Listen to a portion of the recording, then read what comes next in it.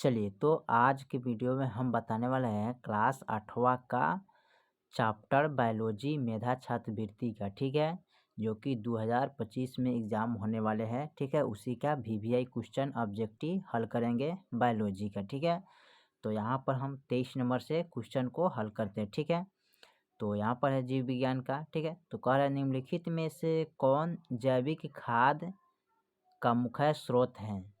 एक में दिया है हरा शैवाल, 2 में दिया है ईस्ट, 3 में दिया है जीवाणु, 4 में दिया है लाल शैवाल, ठीक है।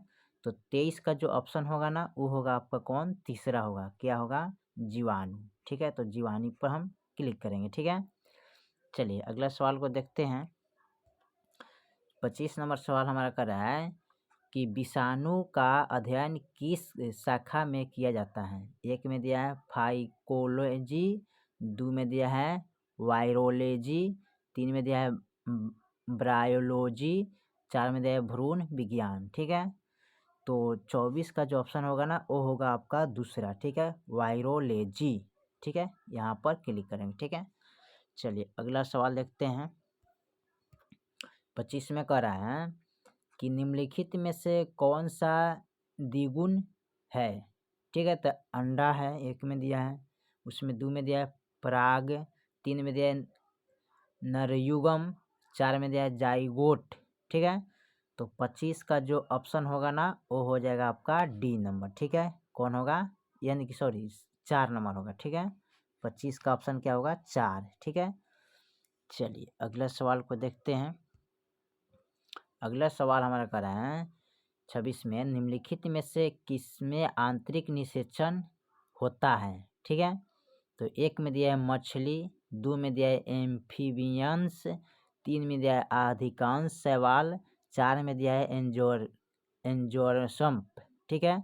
तो 26 का जो ऑप्शन होगा ना वो हो जाएगा 4 नंबर, ठीक है, एंजियोसम्प, ठीक है। इसको पढ़िएगा एंजियोस्पर्म, ठीक है, एंजियोस्पर्म, एनजीओ क्या है, एंजियोस्पर्म, ठीक है। चलिए अगला सवाल को देखते हैं। अगला सवाल कर रहे हैं हमारा 27 में कि 5 जून को मनाया जाता है क्या।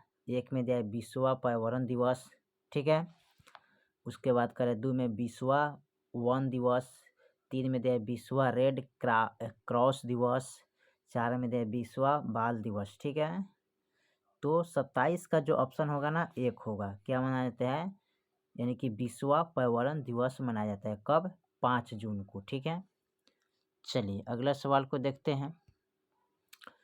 28 में कह रहा है किसी गर्भवती महिला के प्रसवपरा निकालने वाले पहले दूध को कहते क्या है। यानी कि किसी गर्भवती महिला के प्रसवोपरांत निकालने वाले पहले दूध को क्या कहते हैं। एक में कह रहा है खीस या कोलोस्ट्रम, 2 में क्या है एंटीबाइडी, 3 में दिया है लस्सी का, ठीक है, 4 में दिया है मानो दूध, ठीक है। तो 28 का जो ऑप्शन होगा ना वो होगा ए नंबर, ठीक है, यानी कि ए, यानी कि एक खीस या कोलोस्ट्रम कहते हैं उसको, ठीक है। जो महिला का स्तन से जो दूध निकाला जाता है उसको क्या कहते हैं, खीस या कोलोस्ट्रम बोलते हैं उसको, ठीक है। चलिए अगला सवाल को देखते हैं। अगला सवाल करें 29 में कि भोजन विषावक्तता के लिए निम्नलिखित में से कौन सा बैक्टीरिया जिम्मेवार है। एक में दिया है साल्मोनेला, ठीक है, 2 में दिया है माइक्रोडर्मा, ठीक है, 3 में दिया है क्लस्ट्रिडियम बोटाइलियम, ठीक है, 4 में दिया है इनमें से कोई नहीं, ठीक है। तो 29 का जो ऑप्शन होगा ना वो भी होगा ए नंबर, सालोमोनेला, ठीक है। इसको बोलते हैं साल्मोनेला बोलते हैं इसको, ठीक है, हिज्जे करके पढ़िएगा, ठीक है। चलिए अगला सवाल देखते हैं। 30 में कह रहा है निम्नलिखित में से कौन सी बीमारी दूषित पेयजल द्वारा फैलती है। एक में दिया है टाइफाइड, 2 में दिया है मलेरिया, 3 में दिया है फाइलेरिया काला ज्वार, ठीक है। तो 30 का जो ऑप्शन होगा ना वो होगा ए, यानी कि टाइफाइड। ठीक है।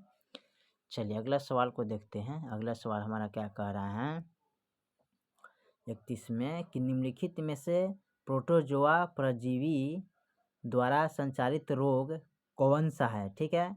एक में दिया है अमीवाता, 2 में दिया है मलेरिया, 3 में दिया है लिशमनियासिस, 4 में दिया इनमें से सभी। ठीक है।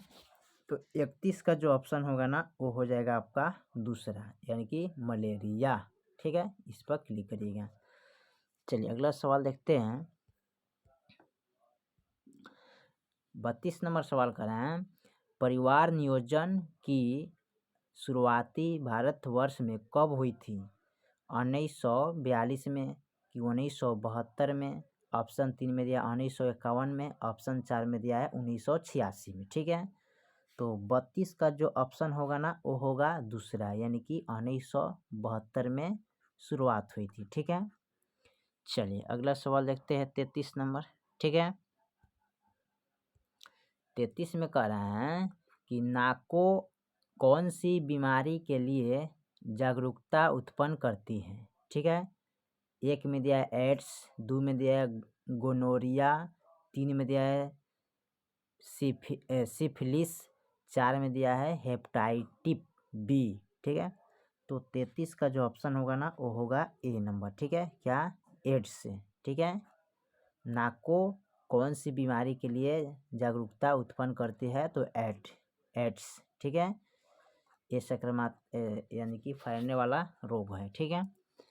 अगला सवाल कह रहा है 34 में कि वायुमंडलीय नाइट्रोजन को निम्नलिखित में से कौन स्थिरीकृत कर सकता है। नाबीना की नॉस्टॉक की ऑस्ट्रेलिया की उपयुक्त सभी। ठीक है।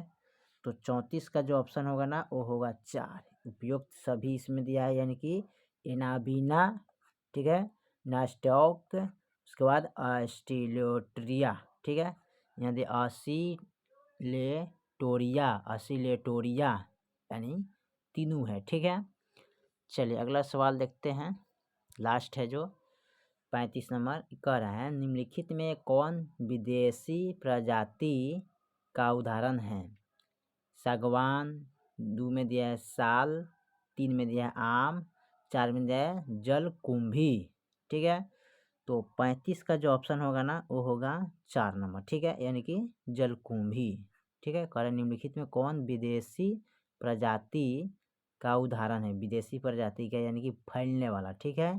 तो क्या है जलकुंभी, जो कि पाइन पोखरा यानी कि तालाब में ये सब पाया जाता है। ठीक है। और बहुत फैलने वाला ये सब चीज़ होता है। ठीक है। चलिए तो हमने क्वेश्चन नंबर 35 तक ले विज्ञान को हल किए। ठीक है। तो ये मेधा छात्रवृत्ति का सबसे इम्पोर्टेंट चैप्टर को हमने बायोलॉजी का हल किया, VVI क्वेश्चन है। ठीक है। तो चलिए फिर मिलते हैं अगले वीडियो में, तब तक के लिए जय हिंद जय भारत।